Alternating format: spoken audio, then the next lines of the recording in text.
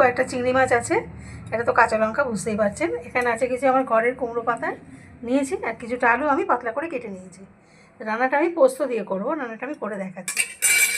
এই যে এক একটা করে কুমড়ো পাতা আমি তেলের মধ্যে দিয়ে দেবো।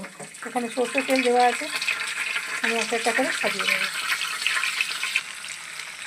কুমড়ো পাতাগুলো দিয়ে তার উপর আমি স্লাইস করা আলুগুলো দিয়ে দিয়েছি। এখানে কিন্তু কোনো নুন হলুদ আমি দিইনি। এবার আমি কী করবো, এর মধ্যে অল্প হলুদ গুঁড়ো দিয়ে দেবো।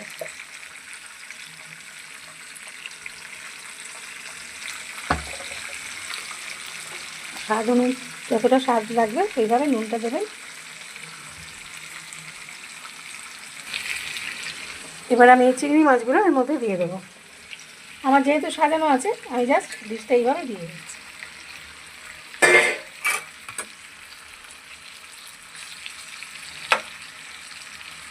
আর চিংড়ি মাছগুলো একটু ভালো সাইজের নেবেন, একটু বড় নেবেন, যেভাবে আমি দেখাচ্ছি।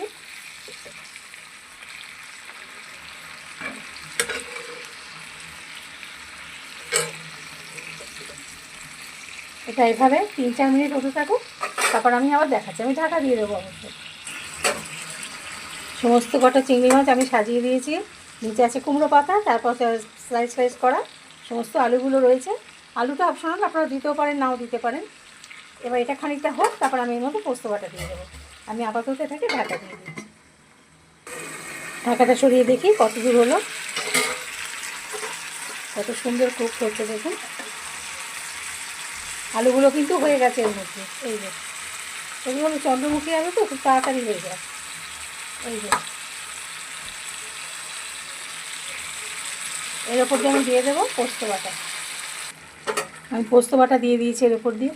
দেখতে কত সুন্দর লাগছে দেখুন। আপনারা চাইলে স্লাইস করে টমেটো দিতে পারেন, আমি দিলাম না, তাহলে কেমনটা সবজি সবজি ব্যাপার হয়ে যায়।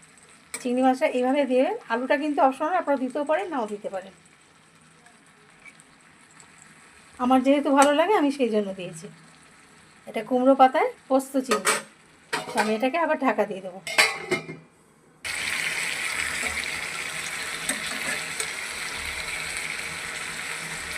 চিংড়ি মাছগুলোকে আমি একটু উল্টে পাল্টে দিচ্ছি। এই রান্নাটার জন্য কিন্তু চিংড়ি একটু বড় দরকার। এক কটা চিংড়ি আমি কিন্তু একটু পাল্টে দিয়েছি ঠিক করে। এই যে